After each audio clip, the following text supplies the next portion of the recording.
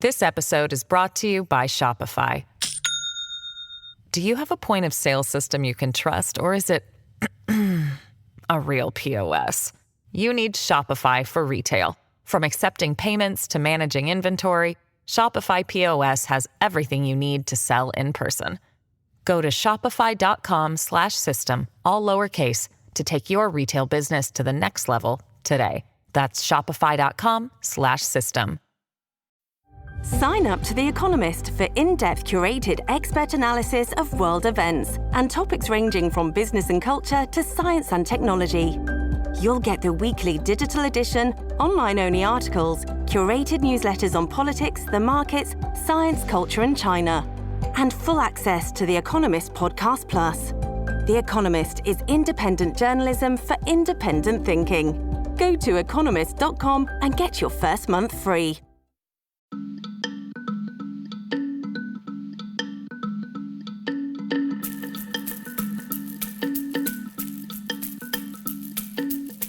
Hi, and welcome back to Amicus. This is Slate's podcast about the courts and the law and the rule of law in the Supreme Court. I'm Dahlia Lithwick. That's my beat at Slate. We're so glad you're joining us this weekend. That is the weekend of the longest, shortest week in history as we process the earthquake that emanated from a Lower Manhattan courtroom Thursday evening as Donald Trump became the first former U.S. president to be convicted of felony crimes. Former President Trump was charged with 34 felony counts of falsifying business records to keep hush money payments out of the public eye before the 2016 election. The New York prosecution, brought by Alvin Bragg, was tried before a jury in Judge Juan Merchan's courtroom. Despite an aggressive defense strategy, multiple violations of a gag order, overt abuse leveled at witnesses, and the looming threat of a glowering Donald Trump staring you down, the jurors unanimously found Trump guilty on every count. For those of us who watched this particular criminal prosecution with some furrowy brows and worries that maybe this was the weakest by far of the four criminal prosecutions before Trump, the truth was that it was, I guess, enough, as it turns out, unanimously and beyond reasonable doubt, more than enough. And while this case is going to stay tangled up in the appeals process for the foreseeable future, it is still a testament to a system, rickety, ponderous, slow system that still holds. Ordinary citizens, jurors, lawyers, witnesses can bring about consequences, even to someone who's been immunized from accountability every single day of their lives. Joining us to discuss what this all means is our friend Ryan Goodman. Ryan is founding co-editor-in-chief of Just Security, which has been just about the most indispensable resource for news and analysis about this lawsuit, but also about creeping authoritarianism and the rule of law. He is the Anne and Joel Ehrenkrantz Professor of Law and co-director of the Reese Center on Law and Security at NYU School of Law. He served as special counsel to the General Counsel of the Department of Defense. And somehow, in the haze of Thursday night's schadenfreude and throwing Twitter shade and general exulting, I felt like I just needed to hear from a very cool adulty head that comes on the shoulders of Ryan Goodman. So Ryan, welcome back to Amicus. Thank you so much for having me back. It's great to be here with you. And having just said that you're more or less a legal Vulcan and going to be a cool adult, I also want to give you a chance to tell us, and you can go ahead and throw shade if you need, at Mitch McConnell and Susan Collins, or on Donald Trump's lawyers if need be. But can you just give me a sense of what this means to you, sort of viscerally in your bones, having worked so hard over so long to both chronicle the thing and to explain the thing? So luckily I was not in the courtroom when it was announced so that I could have my unfiltered emotional reaction in the company of my laptop in my living room. And it really does come at the end point of a whole lot of work by so many people. And so I think for me, it was this sense of the rule of law, of the criminal justice system, which has so many different flaws. So I don't want to just be like, oh, the celebration of the United States criminal justice system. But the virtues of the criminal justice system, the rule of law, and accountability, finally. And also that courtrooms can be places in which truth wins out and alternative facts go to die.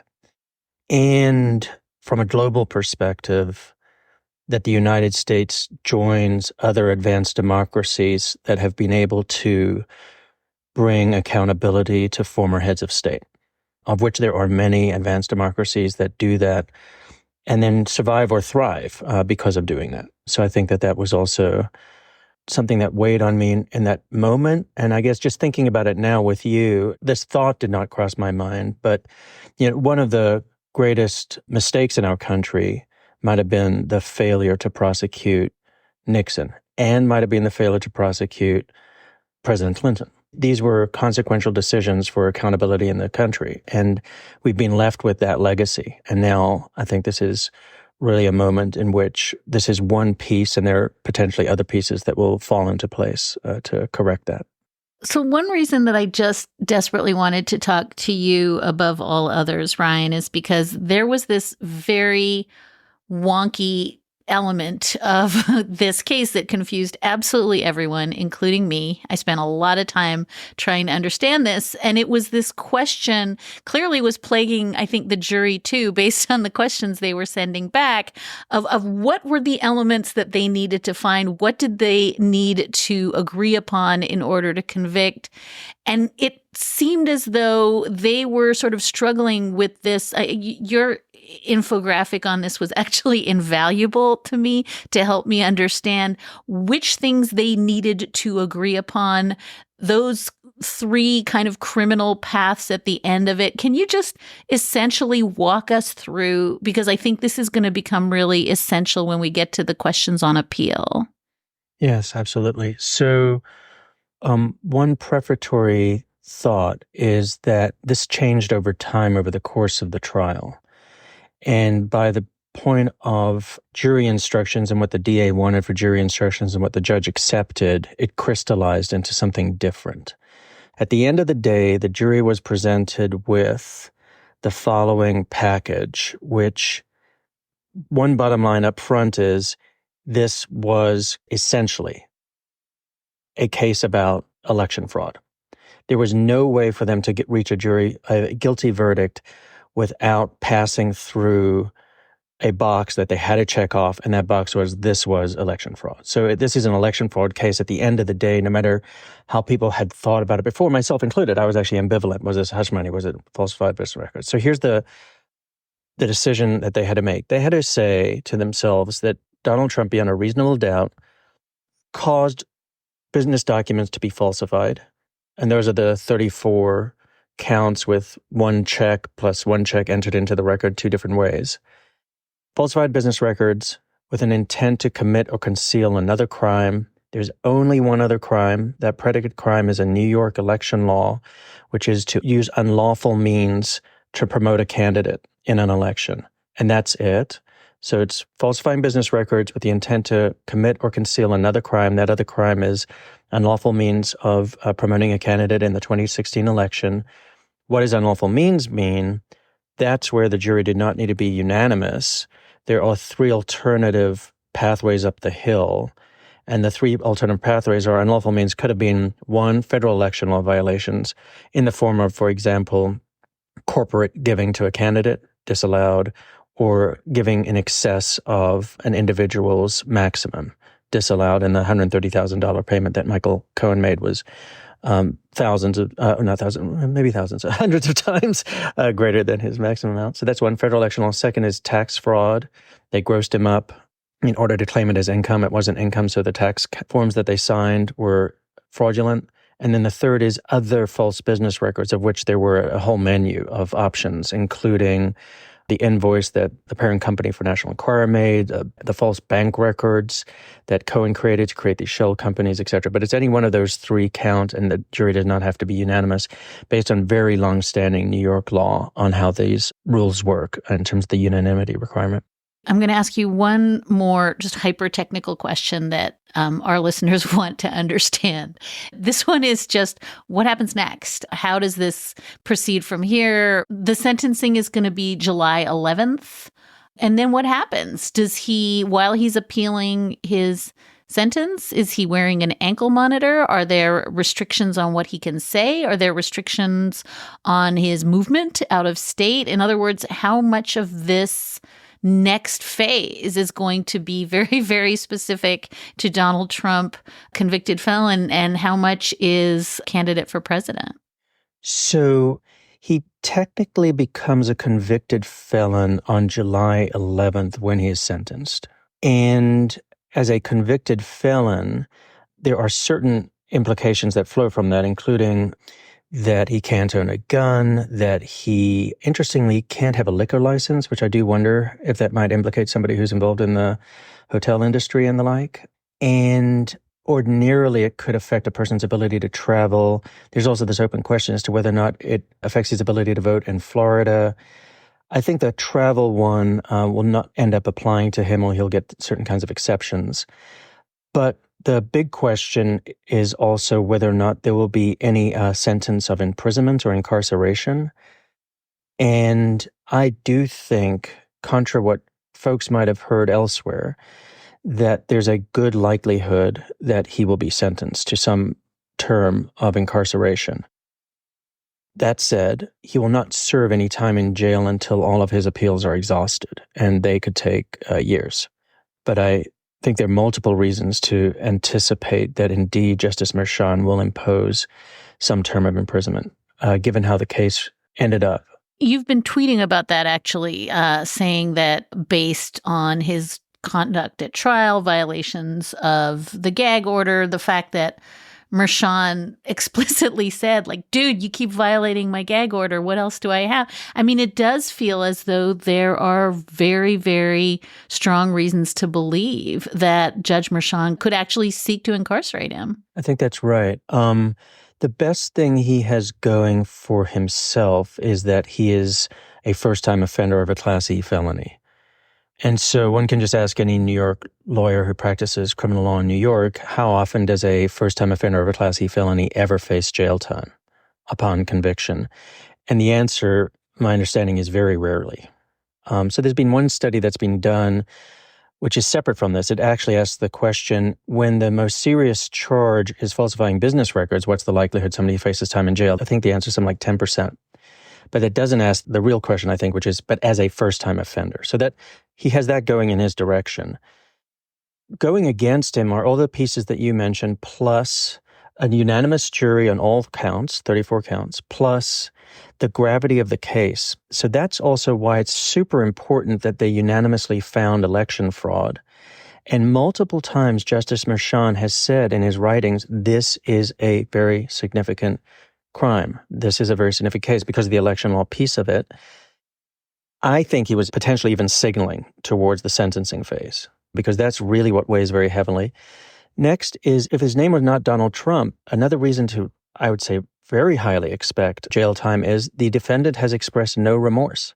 Within the hour of the verdict, he goes out to national and international media and says, I am, quote unquote, a very innocent man. And then Friday has a press conference in which he declares that 10 different ways. That is the opposite of a defendant showing remorse. That would be very important in the calculation. Then you also have the defendant's history and character. And this is where other successful efforts of accountability come to bear on him. So I'll start with the most important one in my mind, E. Jean Carroll. Donald Trump has been found guilty by unanimous juries in civil cases twice by a preponderance of the evidence for sexual assault and defamation. That counts, especially because it's by preponderance of the evidence. That can count in sentencing.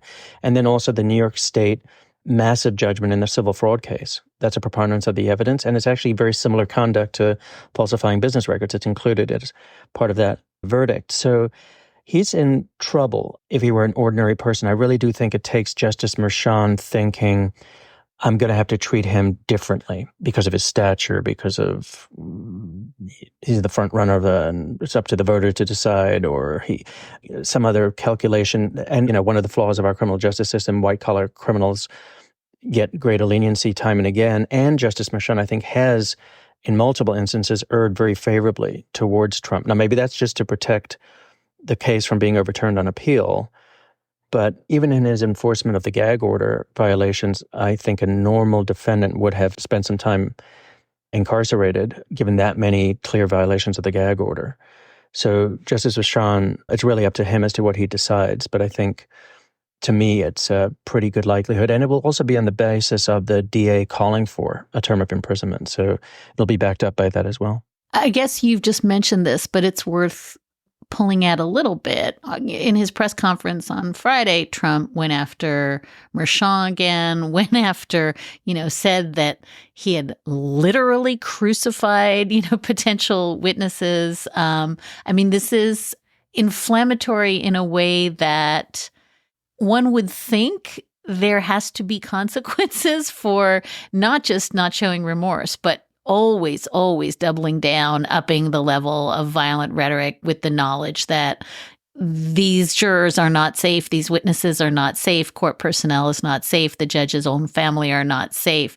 And I'm trying to figure out, and you've sort of hinted at this, but I'm curious, based on clearly Merchan's solicitude to having a safe courtroom and a fair process and taking care of the people who cannot take care of themselves versus the specialness of Donald Trump, which way the equities tip in the end, or that's it's just spitballing and you don't possibly know. I think that there's been this interesting element in this case and in other cases and judges that have faced these kinds of statements by Trump that really ratchet up the rhetoric that can lead to violence committed against them, which is that they don't protect themselves. The judges don't protect themselves. They carve out themselves from these gag orders. And similarly, some of the prosecutors also don't protect themselves necessarily. They protect their staff. And there's even in the Court of Appeals of the D.C. Circuit on upholding the gag order, this idea that the prosecutor and the judge have put themselves forward into these public spaces, so they assume a certain risk. I don't think that's appropriate. I actually think that they should protect not themselves as a person, but their office. And they should protect judges and courts. But that said, I do think there's something super special about the jurors. And I can only imagine that in the days ahead, and we're already seeing some of this, not only Donald Trump, but many of his surrogates and his most ardent surrogates are going to be saying very ugly things about the jurors and maybe trying to out them and things like that. If they go down that path, it is a crime in New York, and those people have to be protected. I do think that's one in which Justice Merchan and the DA might not show that kind of solicitude. It's really important to the criminal justice system that those people be protected and that they be protected after they reach a verdict, not just like in the process leading up to that point. And I think we've got to keep our eye on the ball. That my sense of the way in which Donald Trump does this, both with jurors and court systems and others, is he will try to bash the person to no end because it's not just about that person, it's the next one down the line. So it's sending a signal. You come against me, I'm going to go against you, which he's actually said those very words. But there are, if there's still a chance that there is a January 6th DC case that gets decided before the election, which will seat some jurors. If he's not elected, I would anticipate that he will likely be convicted in Fulton County, Georgia. There are going to be jurors there. So it's a signal not just to these individuals, but also to the entire court system and then specific people that will have to live up to their duties the way that these individuals did in New York. And Ryan, I should have asked you this before I asked the last question, but is that gag order still operative or did it vaporize once the jury reached its verdict? I actually think it's unclear. I would think that it probably still exists, at least with respect to the court staff and the prosecutor staff, because that part's not over. But the witnesses and the jurors, it really is in a certain sense geared towards the protection of the process leading up to the verdict. That's why I'm thinking about looking back to the New York criminal law that applies to jurors, as I had thought about doing and was doing in some of my research after the E. Jean Carroll verdict. Let's take a short break now to hear from some of our sponsors. We are going to pause now to hear from one of our great sponsors on this week's show, and that's our friends at NetSuite. This episode is brought to you by NetSuite. Quick math, the less your business spends on operations, on multiple systems, on delivering your product or service, the more margin you have and the more money you keep. But with higher expenses on materials, employees, distribution, and borrowing, everything costs more. So to reduce costs and headaches, smart businesses are graduating to NetSuite by Oracle. NetSuite is the #1 cloud financial system, bringing accounting, financial management, inventory, HR into one platform and one source of truth. With NetSuite, you reduce IT costs because NetSuite lives in the cloud with no hardware required, accessed from anywhere.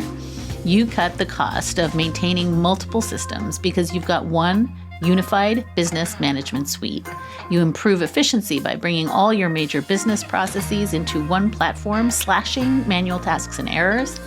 Over 37,000 companies have already made the move, so do the math, see how you'll profit with NetSuite. By popular demand, NetSuite has extended its one-of-a-kind flexible financing program for a few more weeks. Head to netsuite.com/amicus, netsuite.com/amicus, netsuite.com/amicus.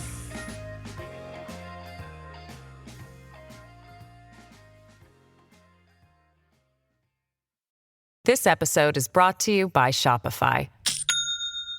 Do you have a point of sale system you can trust, or is it a real POS? You need Shopify for retail. From accepting payments to managing inventory, Shopify POS has everything you need to sell in person. Go to shopify.com/system, all lowercase, to take your retail business to the next level today. That's shopify.com/system. Let's head back now to my conversation with Ryan Goodman, NYU law professor, co-founder of Just Security, and a very cool head in very heated times. So I guess I want to ask you about the appeal, because they've already said they're going to appeal, and we're also already hearing at least the basis of what some of that's going to be. This was a bad venue. He always needed a different venue. Maybe Russia. I don't know. The nature of Stormy Daniels' testimony was too inflammatory. And that very complicated sort of decision tree theory of the case itself. What am I missing in terms of what you think the big sort of arguments on appeal will be, with the understanding it has to be that Mershon made an error? And then I just wonder if there's any merit to any of this, or is this just another run out the clock maneuver? On the bottom line, I don't see any merit. I don't know what they could actually hang their hat on for an appeal that's going to work. But at the same time, I think that the smart legal move is that they need to appeal. Like, his lawyers would be not representing him well if they do not appeal. They should try as a legal defense. That said, Mershon, as I mentioned earlier, really did lean over in Trump's direction time and again. I think they're in trouble on all sorts of things. The Stormy Daniels testimony, Mershon says to them, first of all, they had multiple objections. What did he do? He sustained their objections. And there were other parts of her testimony that Mershon said to them, he said, I was surprised you didn't object. So if you don't object, you can't really preserve that for appeal. So I think they're in deep trouble on that one. And it's hard to even think of what the other ones would be. The back and forth that Trump's lawyers had with Mershon on the jury instructions, they also seemed to concede a lot to him there. They said, oh, Judge, well, we know that this is normal and standard.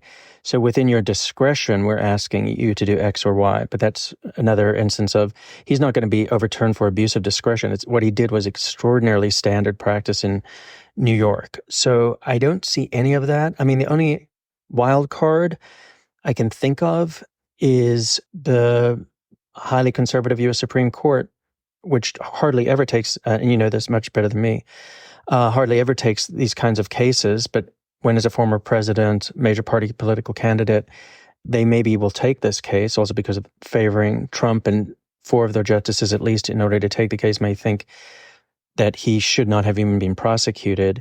And then what do? Maybe they do articulate a different view of what it means to not have unanimity on the methods and means of a criminal offense. Maybe. I mean, that's just me trying to imagine what's possible there.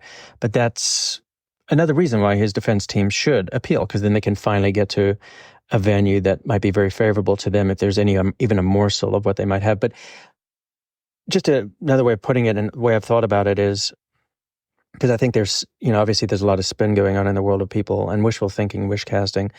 I was on a show on CNN, and it was Stormy Daniels' spouse, because she didn't want to be on live that night, Thursday night. And I wanted to, in some ways, even say this to them, like, Trump is not going to win an appeal. He's not going to win an appeal. It's just because the question posed to them was, what do you all do now? How do you all feel? And I've got to imagine that's a little part of them that must think, like, is this truly over? And I think in a huge way, it is over. The accountability has come to rest here. So it's interesting because as we're taping, we're hearing reported that Mike Johnson is asking the Supreme Court to, quote, step in, I guess, to just, I don't know, some interlocutory cha-cha, to overturn the verdict right now. And what he's saying, I mean, this is the speaker. I know many of them personally, he says, of the justices. I think they are deeply concerned about that as we are. And it's so, it feels like it dovetails with, Trump promptly congratulating Justice Alito this week on not recusing in the 2 January 6 cases. And there does seem to be this sense, which we've heard all along, which is, dude, I placed these 3 justices on the court for this moment, which is to exculpate me. And I'm just wondering if you think, I mean, I kind of find it hard to count to 4, much less 5 justices who want to, quote, step in at this state of the game. But I wonder how much they genuinely think that at the end of the day, they have the Supreme Court. Yeah. So their problem, I suppose, is, in large respect, if Donald Trump loses the election, then it's a Supreme Court that doesn't have a vested interest in him as much. And that's probably when this is going to come about, once all the appeals have been exhausted in the New York State court system.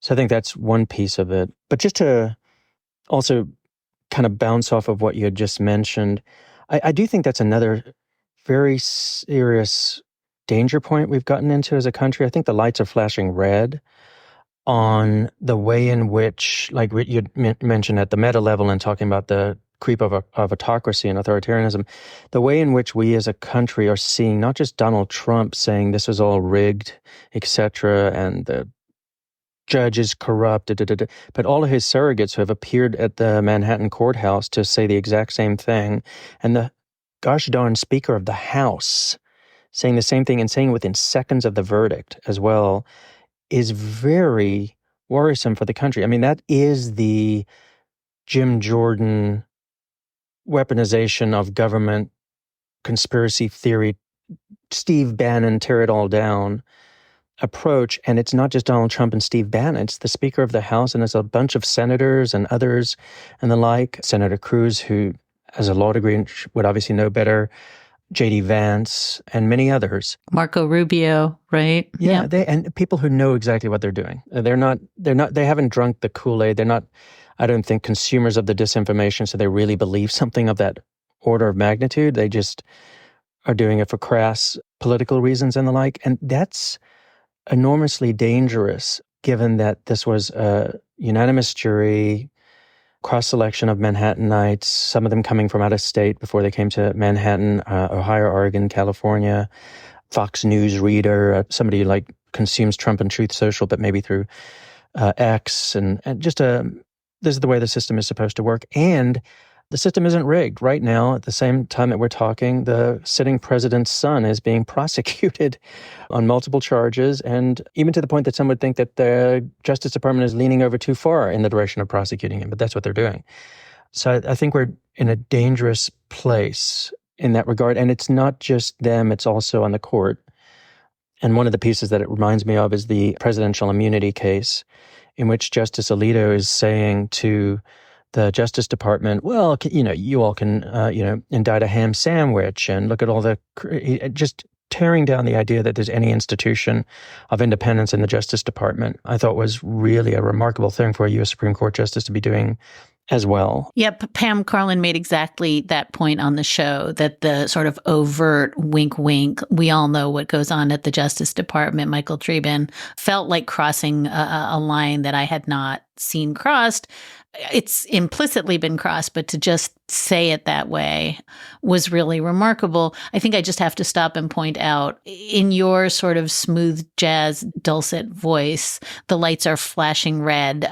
Doesn't quite, I mean, I'm like screaming, the lights are flashing red, and you're just like, hey, it's the lights are flashing. I don't disagree. And I think the point you're making, and I want to press it, is there is a difference between saying the election is stolen, that the architecture of voting is corruptible, and saying that the entire Justice Department, the Biden administration, the district attorney who does not work for the Biden administration, these randomly selected 12 jurors and alternates, every witness, like that is by huge orders of magnitude calling institutions into question. And I think that it's easy to miss that move. It's easy to miss the move from, I don't like the guy who counts ballots at the library, as opposed to every single facet of American governance is in the tank for Joe Biden and stealing my liberty. And I think that it happens, as you say, on X and on cable news. And so you don't necessarily perceive that move. It is a chilling move to say there is no rule of law in this country. If it could happen to Trump, it could happen to you. And we witnessed that this week.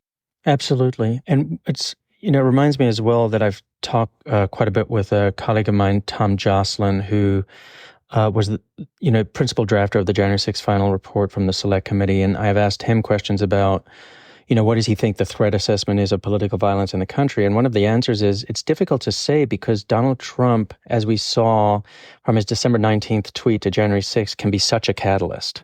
So it's not just like what is the baseline probability or likelihood of things going off the rail. It's just that he can galvanize action like that. And that's what we just saw. It's just happened so fast in the last few weeks outside that Manhattan courthouse with these press statements and things like that. And now in the immediate aftermath of the verdict. So I think that's why, to me, it's the lights are flashing red, and it's a deep concern. It's, Jim Jordan is one out there individual, a real outlier in so many ways. This is Jim Jordan. This is trying to accomplish what he's been doing since he's been the chair of the House Judiciary Committee with the weaponization of the government. This is all those conspiracy theories cooked into one in a very dangerous way. And obviously, the leader of this has no concern but for himself. So I don't think Donald Trump cares about what that will do to the country. Ryan, I wanted to talk for one quick second about, you mentioned the Supreme Court is right now, there's 2 cases pending that have to do with January 6th. And I wonder, this verdict, does it have any effect whatsoever on either the 2 Jan 6 cases, the Trump immunity case or Fisher? Does it have any impact on the DC and Florida and Georgia prosecutions? Does anything change in the state of play in the rest of Donald Trump's criminal trial world? I think so in 2 ways. One is, this is somewhat speculative, the first one. I have wondered if the U.S. Supreme Court has been waiting for a verdict before they would issue their opinion in the immunity case. Because it's hard to understand what they could be waiting for. I think it's going to be a very clear ruling against Trump, one way or another. It's just like the version of how they rule against him. So that has been one thought I've had based on other factors that I kind of take into account for that. So I wonder if we'll actually get a ruling in the coming days. That's one. And then 2 is, I guess it could have gone a different way. If this were a hung jury, then the question might have been, would Alvin Bragg, the DA of Manhattan, bring the case again? And in an ordinary course of events, that could actually happen pretty fast, because a judge could say, okay, well, everybody's prepared. We've done all the pretrial motions, et cetera. Let's just get a new jury in here and we're going to do it again. Within a few weeks, we're going to start. A couple of weeks, we're going to start. And that would have mucked up the calendar. So to me, I think the biggest ball to be watching right now is if the U.S. Supreme Court rules on the immunity question, does that give enough of a green light and time for the Justice Department to bring a case before the election in the January 6th prosecution, with one caveat or condition, which is that the Justice Department might need to narrow down their case in order to get it through in that amount of time. Because the baseline is, before this all got frozen in place, 3 months left of pretrial motions, 2 to 3 months of trial. But I think that Jack Smith could say, given the ruling and certain things are now maybe taken off the table as potentially immune official acts, or given the other ruling in obstruction of justice and that statute, we're going to narrow this down to a certain subset of charges. We don't need 3 months of pretrial motions. We don't need a full 2 to 3 months of trial because it's a smaller case. And then we're off to the races. So I think that that's, to me, what I'm looking for. Ryan, I think you might be the first person who's come on this podcast and said you think that the court is going to rule against Trump in the immunity case. Does that mean rule against him definitively, or does that mean kick it back for endless process that is going to allow this to run on for a long time? I mean, I felt like I listened pretty carefully, and I didn't necessarily get the feeling that Trump unequivocally loses that one. So I wrote a piece about this at Just Security in which we map out the different scenarios, like what are the different options that the court can take.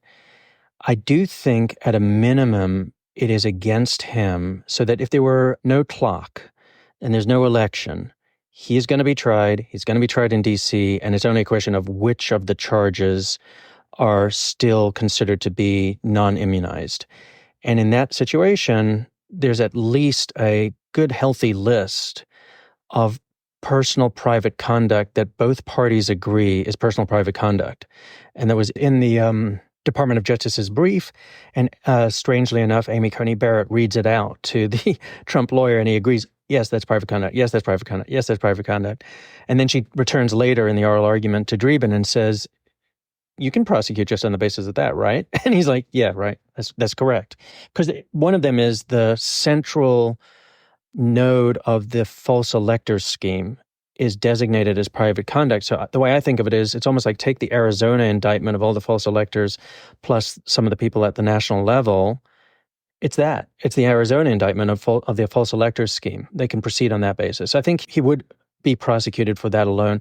And then it's only a question of, do they then have to still issue a ruling that carves out some action, some conduct as official conduct?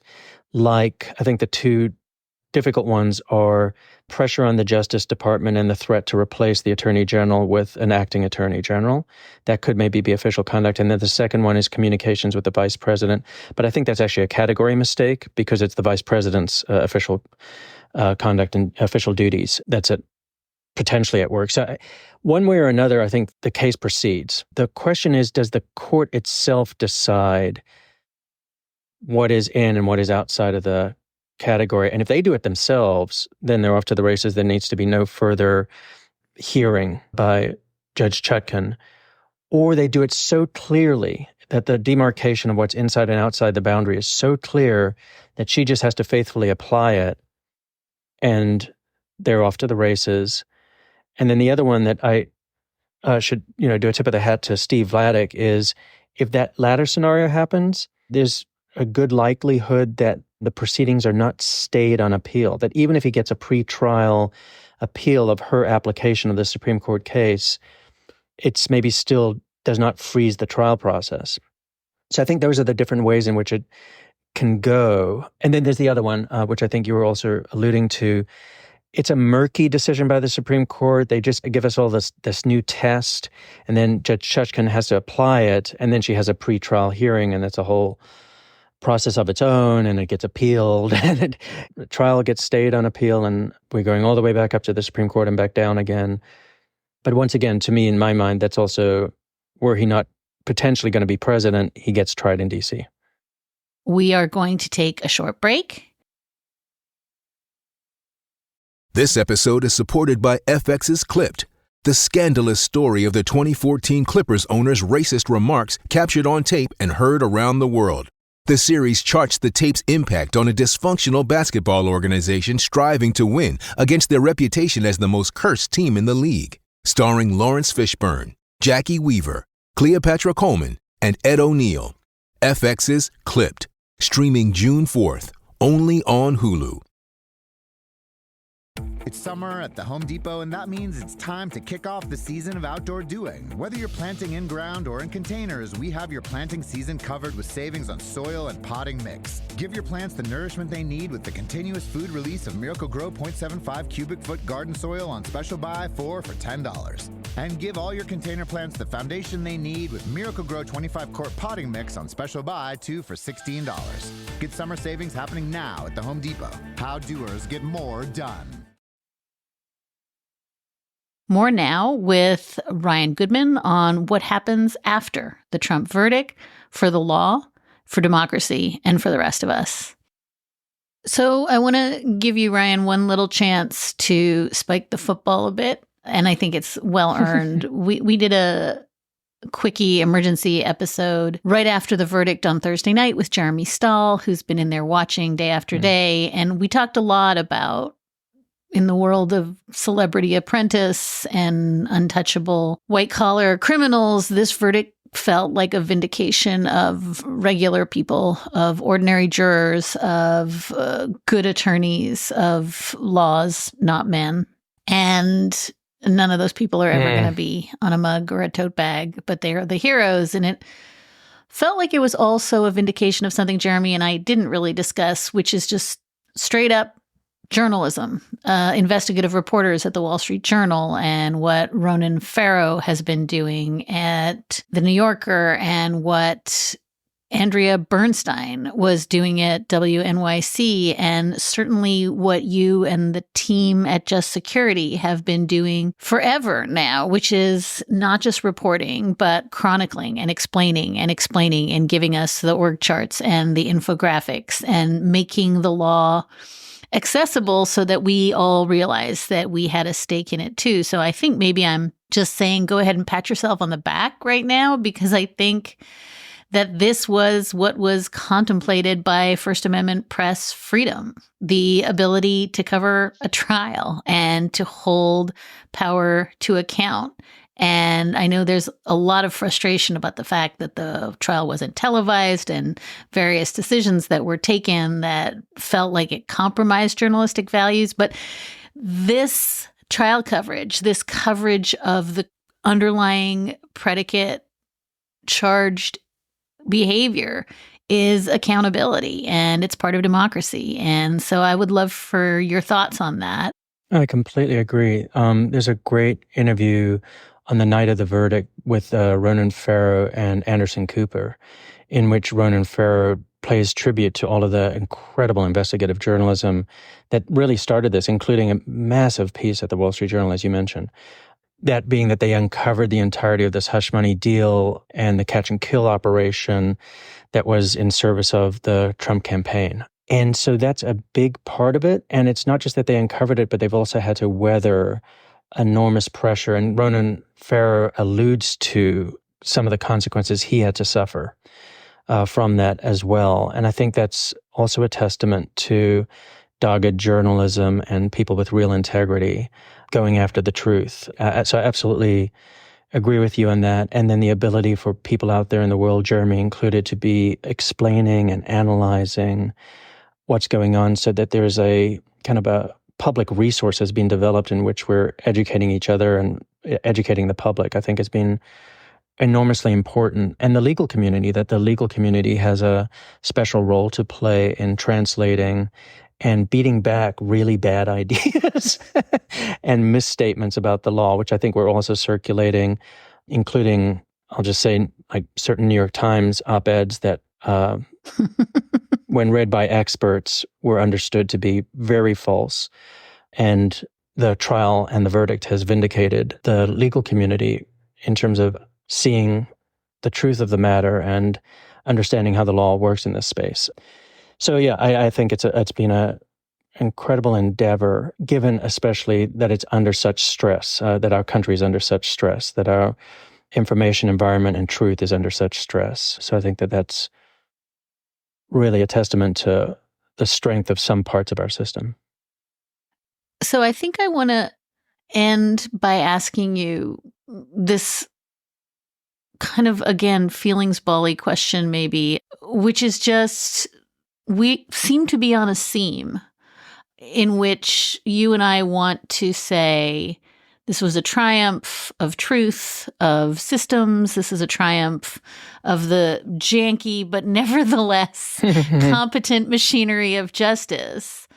But all of these systems require, at the end of the day, Ryan, public confidence in the systems. And where you kind of made me nervous, the lights flashing red, the illiberalism and autocracy and Steve Bannon, is the place that I think that we're rolling the dice here, that you can regain confidence in all these institutions, that, you know, there is one team here who is willing to tear it all down. And I wonder how you are navigating. I mean, I'm hearing in your voice, I'm hearing in mine, the desperate hope that we can regain something like a shared confidence that the rule of law matters, and that neutral fact-finding by independent jurors and meticulous running of trials by careful judges is still a thing in the world that will make us free.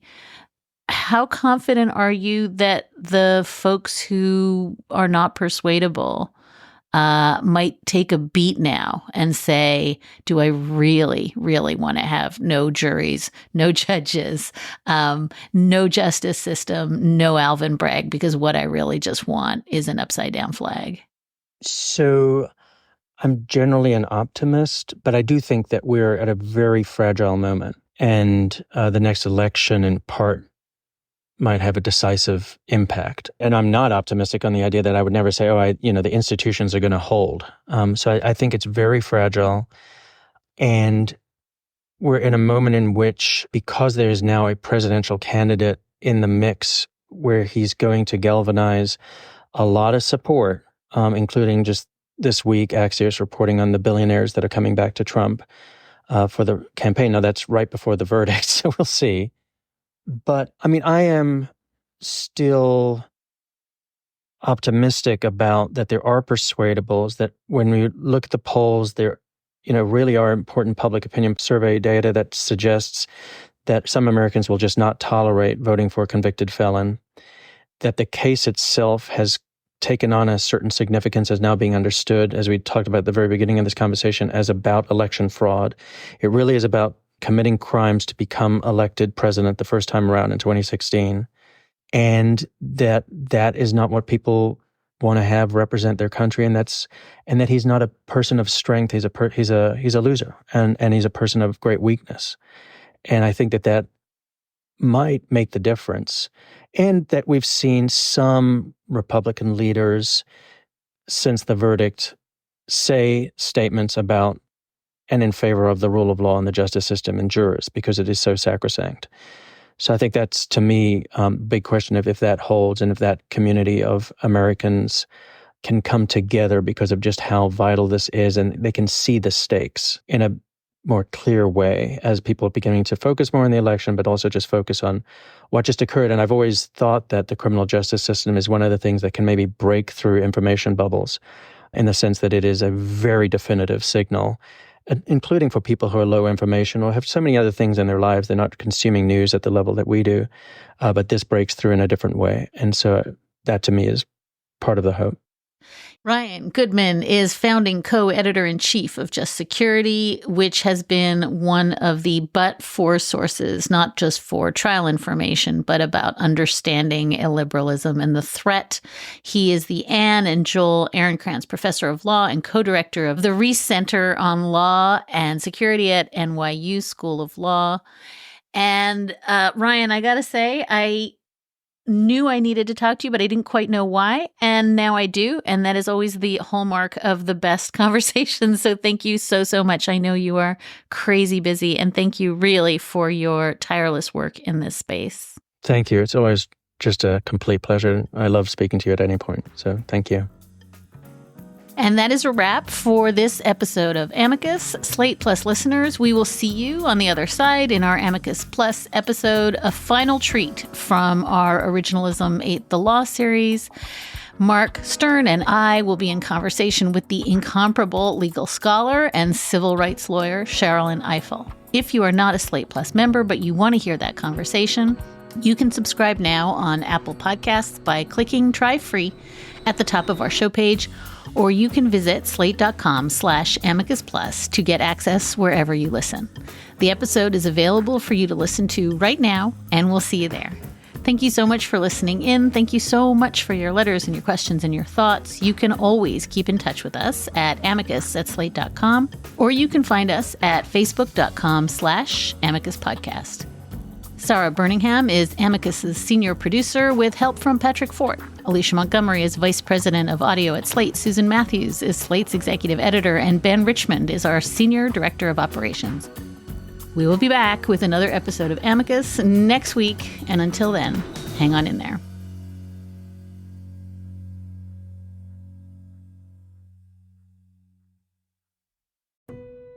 Having choices is good, and checking accounts are no exception.